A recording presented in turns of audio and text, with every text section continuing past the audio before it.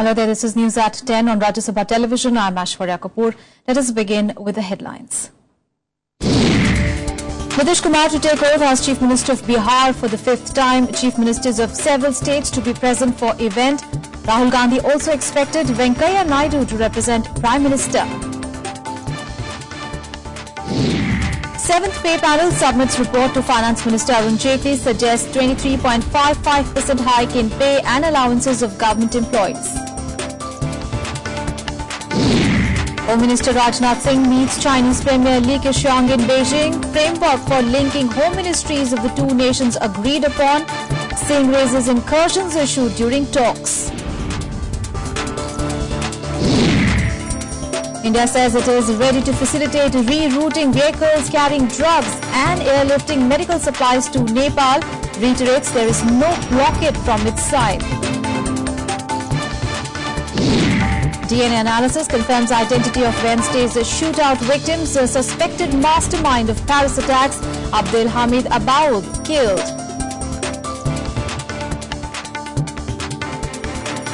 Our top story, the stage is set for the swearing-in of Nitish Kumar in Patna today. A host of dignitaries, including various chief ministers, will be present at the event. Congress Vice President Rahul Gandhi is also likely to attend the function. Union ministers Venkaiah Naidu and Rajiv Pratap Rudy will represent the centre. Patna's historic Gandhi Maidan decked up for the oath ceremony of Nitish Kumar as Bihar Chief Minister. Slated to start at 2 p.m. on Friday, quite a few political heavyweights are expected to attend the function. They will include Chief Ministers of 9 states and Parliamentary Affairs Minister Venkaiah Naidu, who will represent the Prime Minister. इस बार तो ऐतिहासिक ये शपथ ग्रहण हो रहा है. देश के नामी गिरामी पर्सनालिटी इसमें आ रही हैं और इस ढंग का शपथ ग्रहण शायद किसी को देखने को नहीं मिला होगा. ओथ ले रहे हैं, हमारी शुभकामनाएं हैं. उन जो तमाम तरह के वायदे किए हैं, तमाम तरह के सब्ज़बाग दिखाए हैं, उन्हें उम्मीद है कि उसको पूरा करने में वो सफल हो. The tight security includes over 2,000 personnel at the venue. 2 canopy-shaped dais have been erected for the VVIPs and for those under SPG cover. A separate gallery has been set up for women. This will be the 5th time that Nitish Kumar will be sworn in as the Chief Minister. This time, he is leading a government of the Mahagathbandhan that will have ministers from his JDU, the RJD and the Congress. Bureau Report, Rajya Sabha TV. The Prime Minister Narendra Modi is set to visit Singapore and Malaysia between 21st and 24th of November. The PM will also be attending ASEAN, India and 10th East Asia Summit. Ahead of his two-nation tour, Prime Minister Narendra Modi said that his visit to Malaysia is aimed at building on trade ties with the East Asian nations, while the trip to Singapore will focus on attracting investments to India. In Malaysia, Modi will be attending the ASEAN-India Summit on 21st of November and the 10th East Asia Summit the next day. He will be holding talks with his counterpart, Prime Minister Najib Razak, and some other world leaders who are expected to be attending the summit. In Singapore, he will hold deliberations with Prime Minister Lee Hsien Loong on ways to enhance bilateral ties on the occasion of commemoration of 50th anniversary of the diplomatic ties between the two nations.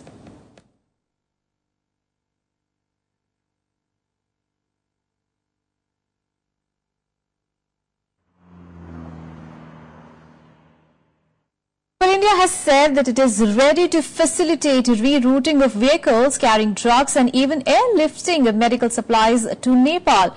Now, New Delhi has also reiterated that there has been no blockade by India and the problem was political in nature, which has to be resolved by the Nepalese leadership through dialogue.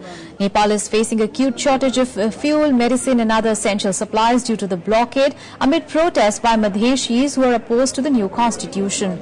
Hospitals in the country have run out of medicines and they are facing acute shortage of other essential medical supplies as well. Nearly 6,000 trucks are waiting to cross into Nepal at various border crossings.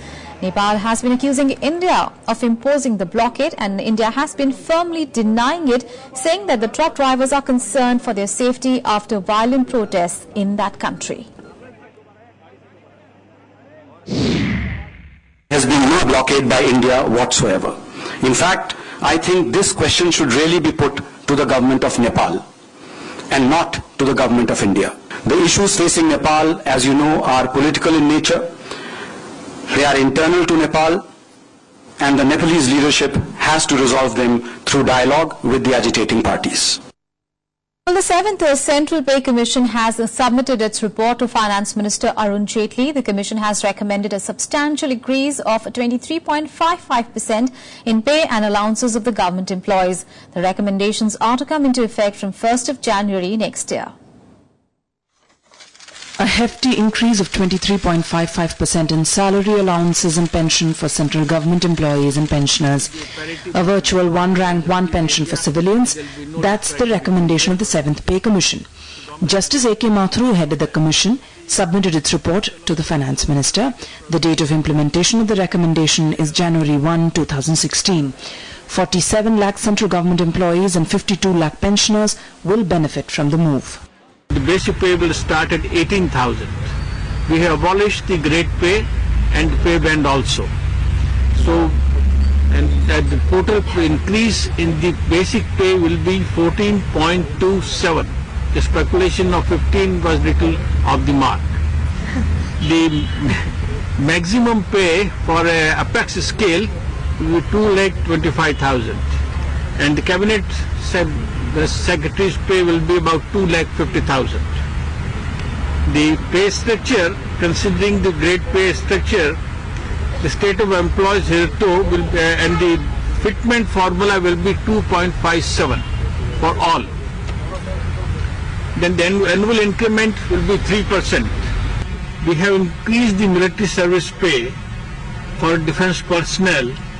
That is, today they are getting 6,000, they will get, officer will get 15,500, and for the nursing staff 10,800, and for the non-competents, JCO and competents 5,200 from 2,000, and for the non-competents enrolled in Air Force from 1,000 to 3,600.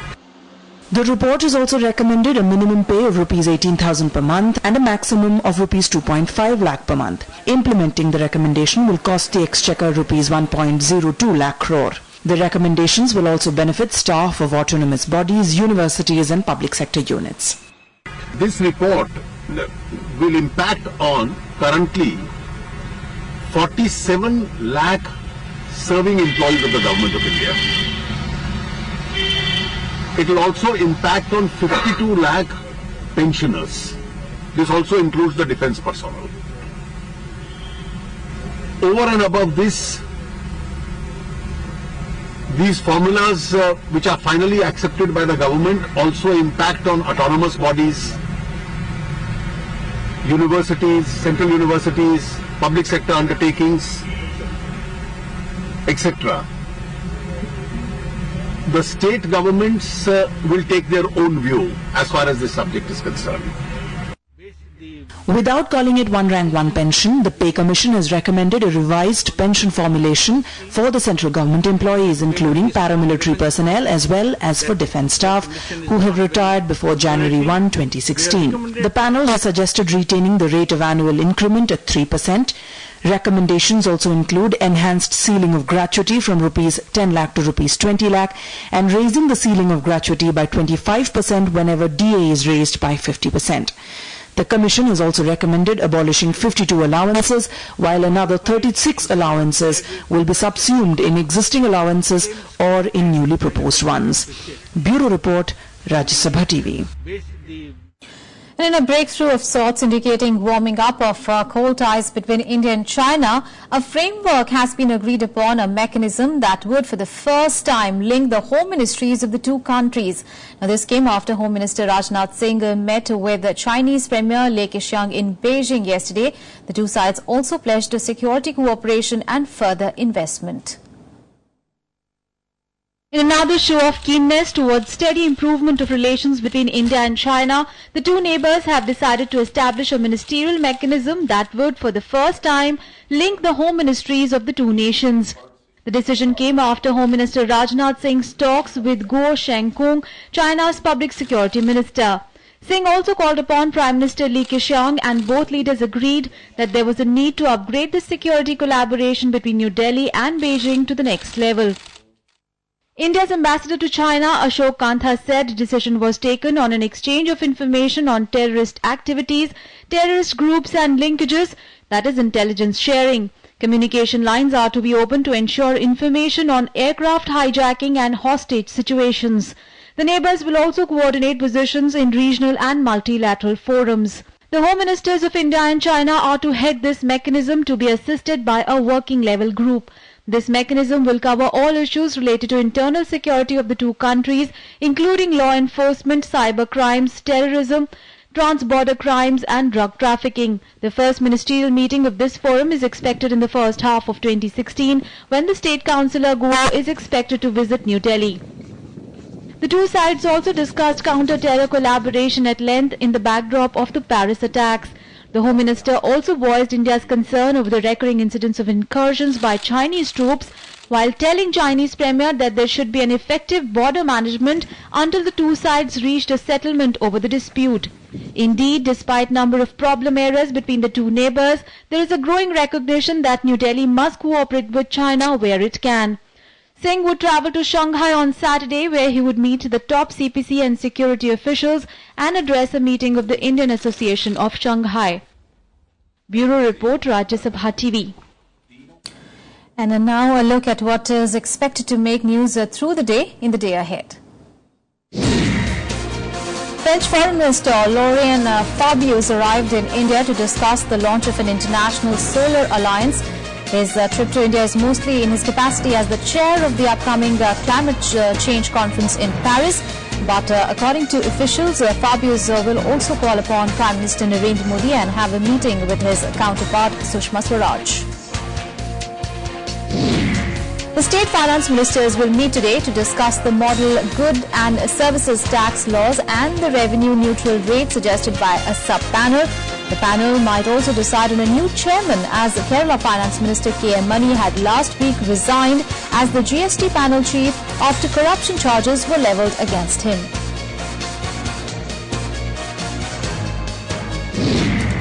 The stage is set for the 46th International Film Festival of India that unfolds today in Goa. Anil Kapoor will be the chief guest to inaugurate the 11-day film carnival. This year, the festival will showcase 187 films from 89 countries in world cinema section, along with the 26 feature and 21 non-feature films in Indian panorama section. In other news, the media tycoon Peter Mukherjee was arrested by CBI on Thursday in connection with the Sheena Bona murder case, and this was after the agency filed a 1,000-page charge sheet against him. He will be produced in a Mumbai court today. Peter's arrest is the fourth in the case after her wife and the prime accused Indrani Mukherjee was arrested on 7th of September. Her accomplices in the crime, her former husband Sanjeev Khanna and driver Shyam Rai, are the other two who were arrested earlier. Sources say that they were conflicting elements in the statements of Peter and Indrani Mukherjee, and the arrest was made to establish the truth through custodial interrogation. 24-year-old Sheena Bora was allegedly strangled in April 2012. The murder remained undiscovered for 3 years. Time for a very short break here. We'll be back with more news. Stay tuned.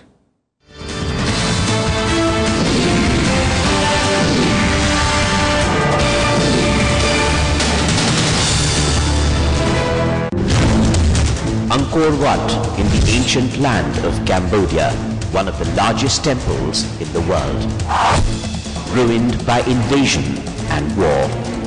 It is then that this temple complex of Angkor Wat became desolate, it got abandoned, it was taken over by the French colonizers, and finally it was taken over by the Buddhist monks. India's restoration diplomacy has reaffirmed the civilizational links. We share the common heritage of Buddhism and other historical sites. Watch Angkor Wat, a shared heritage, on Rajya Sabha television. आजादी के बाद कैसे बदला परिवेश, कैसे बनी संसद, कैसे उठा देश. When the world sleeps, India will awake to life and freedom. कौन थे वो लोग जो दे गए हमको शानदार विरासत, लोकतंत्र की मजबूत इमारत. राज्य सभा television.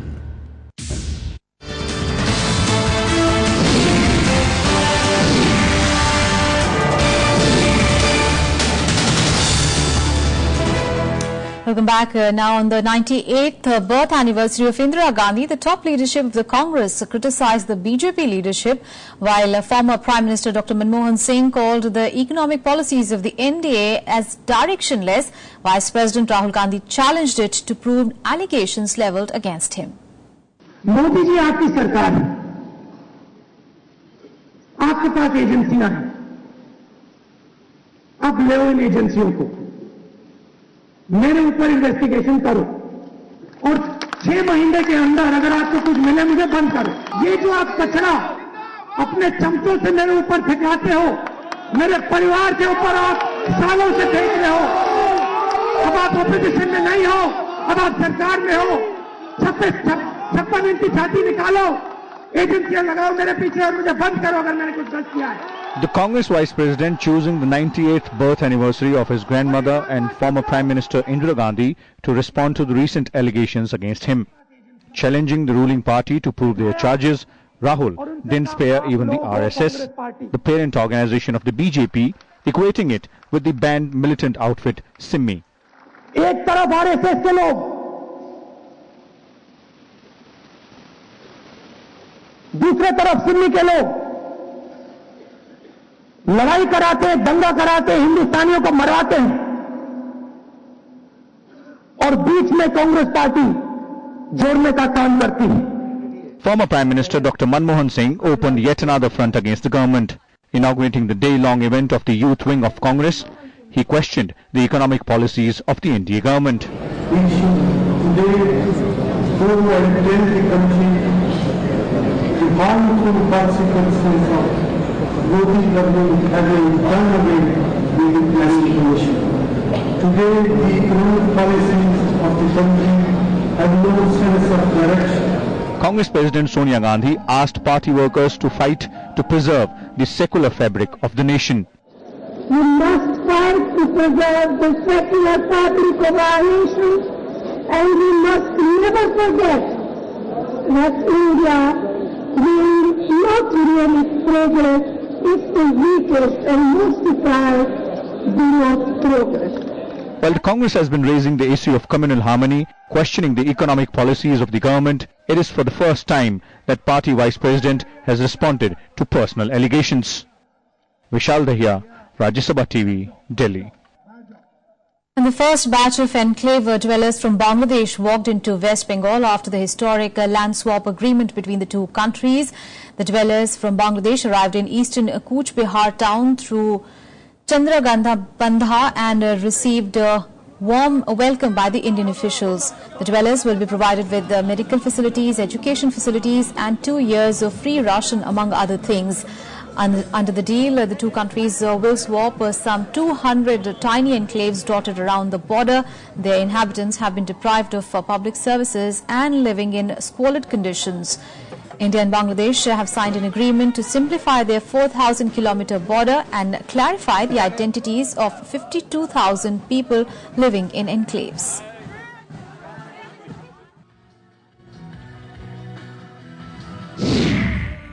"63 erstwhile enclave dwellers have travelled to India and are accommodated in temporary relief camps organized by government of West Bengal.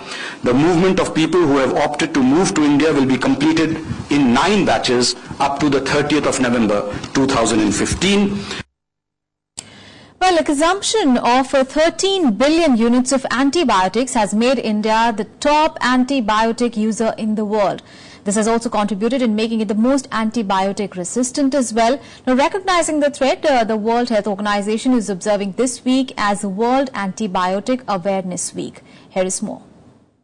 Inappropriate drug use has created a new menace: antibiotic resistant bacteria. India figures among the top 40 countries confronted with the risk. The resulting infections are not just difficult to treat but expensive as well. This is because of 3 very simple reasons. We have a high background level of infectious disease, which is because we have poor water and sanitation, and also vaccination is inadequate. Second is that there is easy access to antibiotics over the counter very easily. The third is actually because our populations are getting wealthier, so they're able to afford the antibiotics. Before they were not able to afford it. But the mix of these 3 is creating a very serious health threat for India. which has to be taken seriously right now. India is among the top antibiotic users in the world. It consumed 13 billion standard units in 2014. China had a corresponding figure of 10 billion and the US had 7 billion. According to a survey, 76% respondents took antibiotics in the last 6 months. 90% were prescribed by a doctor or nurse. 70% think incorrectly that antibiotics can treat colds and flu. And only 50% know that they should stop taking antibiotics only when they finish the course. There is definite misuse, irrational use of antibiotics, and that has led to this bacterial resistance. What we are facing today, multi-drug resistance, bacterial resistance, all the bacteria are resistant to most antibiotics today. Hardly any, they are sensitive to 1 or 2. And that sensitivity is shown in the lab. But if that is not effective in clinical scenario, then we are doomed. Experts say there is an urgent need to address the threat and reduce the excessive use of antibiotics. Diagnostics are very important because they can tell you what infection it is and also as to what the drug's sensitivity profile is. And finally, we must not forget the role of vaccines, which can prevent a lot of the infections. So rather than get an infection and then try and deal with it by using antibiotics, if there is a vaccine preventable disease, the best public health approach is to roll out the vaccination campaigns, which is what the government of India has done. Due to easy access, an estimated 80% of all antibiotics are used outside hospitals. Even cooked meal has antibiotics, mainly due to a lack of regulations to monitor antibiotic use in food procuring animals. India, incidentally, will be among the top 3 global consumers of such livestock by 2030. This is Anshu J. Singh's report for Rajya Sabha TV. And on to developments in France, where the country has confirmed that the mastermind behind the Paris attacks, Abdelhamid Abaoud, was indeed among the 2 killed on Wednesday's raid in an apartment in Saint Denis. He was identified from his fingerprints. Now, manhunt continues for one more suspect who is still on the run. Meanwhile, the French lawmakers have voted to extend the state of emergency for 3 more months in the wake of terror attacks. It is confirmed. One of those killed in French raids at Saint Denis was the ringleader of the Paris attack, Abdelhamid Abaoud. His body was found in the apartment riddled with bullets and shrapnels. He was identified from his fingerprints after thorough forensic investigation. Investigators suspect that he was also behind an attempted attack on a church earlier this year. Vous le savez sans doute pour la plupart d'entre vous, mais grâce à l'opération hier du raid et de la BRI, le procureur vient de le confirmer, nous savons aujourd'hui que Abaoud, le cerveau. One suspect, Salah Abdeslam, is still on the run.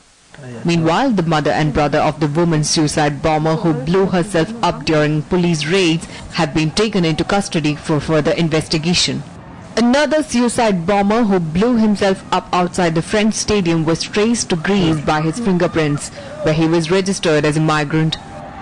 Ce n'est que le 16 novembre dernier, postérieurement aux attentats de Paris, qu'un service de renseignement d'un pays hors d'Europe nous a signalé avoir eu connaissance de sa présence en Grèce. French PM Manuel Valls warned that the country could face chemical or biological attacks from terror groups. The parliamentarians voted to extend the state of emergency for 3 months. Calling for a global support in fight against terror, France has also submitted a draft resolution at the UN. French President François Hollande will meet the US President Barack Obama and Russian President Vladimir Putin later this week to discuss ways and means to fight IS. Meanwhile, the US dismissed reports on Paris-like attacks in the country. Secretary of State John Kerry said it took years to neutralize Al-Qaeda, but now the US and its allies can neutralize IS much faster. We always said it will take time. We began our fight against Al-Qaeda in 2001, and it took us quite a few years before we were able to eliminate Osama bin Laden and the top leadership and neutralize them as an effective force. We hope to do Daesh much faster than that. The deadly terror attacks have sent shockwaves across Europe, especially at a time when the refugee crisis is spiraling out of control. Russia meanwhile seized the opportunity to reiterate that the priority in Syria must be to fight against the Islamic State and not to topple President Bashar al-Assad. Bureau Report, Rajya Sabha TV. Let's get you some more international news now in World Wrap.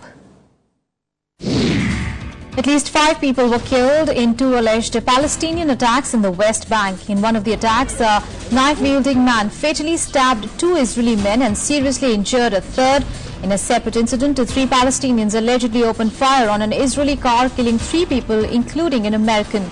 2 of the attackers were shot and captured, while the search is going on for the third. The U.S. House of Representatives passed a bill tightening restrictions on the resettlement of Syrian and Iraqi refugees. Dozens of Democrats joined Republicans as the House passed the measure 289 for 137 in a rebuke really to the White House. President Barack Obama said that he will veto the legislation. The bill comes in the wake of the Paris attacks, which has been claimed by the Islamic State.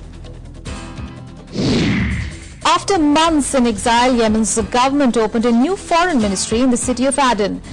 The opening ceremony comes just 2 days after exiled President Mansour Hadi arrived in the city to rally forces loyal to him in the 8-month civil war. The new office seeks to replace the ministry in the capital, Sana'a, where Iran-backed Houthi forces remain in control. The Houthis rebels still retain control of much of Yemen despite almost a daily air bombardment. Russia and Egypt signed an agreement for Russia to build a nuclear power plant in Egypt, with Russia extending a loan to Egypt to cover the cost of construction. This will be Egypt's first nuclear power plant and is expected to be completed by 2022. Egyptian President Abdel Fattah al-Sisi said that the project will involve the building of a third-generation plant with 4 reactors, adding the loan from Russia would be paid off over 35 years. Let's now get you all the sporting action in Sports Beat. India played out a 2-all draw against Australia in the first hockey test match of the 3-match series.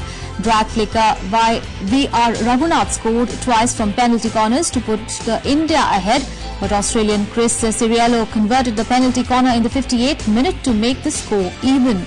The second match of the series will be played in Raipur on Sunday.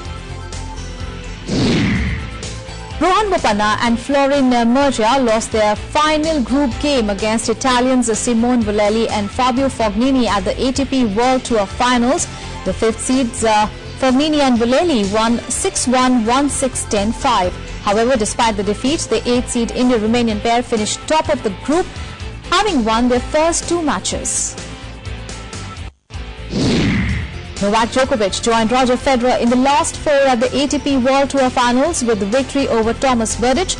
The world number 1 required just 1 set to qualify and won his final group match 6-3, 7-5. He will now face Rafael Nadal in the semi-final. Earlier, Roger Federer maintained his 100% record in the tournament with a 7-5, 4-6, 6-4 win over Japan's Kei Nishikori. Spanish middle distance runner Marta Dominguez has been stripped of her 2009 World Steeplechase title and given a 3-year doping ban. The 40-year-old was accused of doping in 2013 when abnormalities were found in her blood samples dating back to 2009. She was cleared by the Spanish Athletics Federation. However, the decision was overturned on the appeal by IAAF. Well, that's all in this edition of news, but news and updates continue on your channel. Keep watching Rajya Sabha TV.